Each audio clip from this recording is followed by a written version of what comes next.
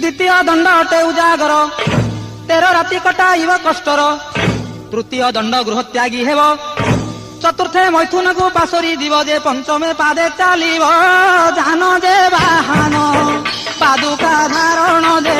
आश्रय पूर्ण करिब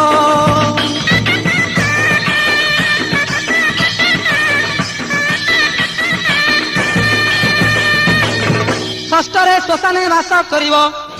कि अबा तोटा मंदिरे रहिब नदी अबा पुष्करणी कूलर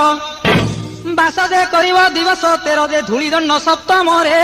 मध्याह्न काल रे तपत धूली रे मध्याह्न काल रे कपला धूली रे जे दंड लहिब दांड रे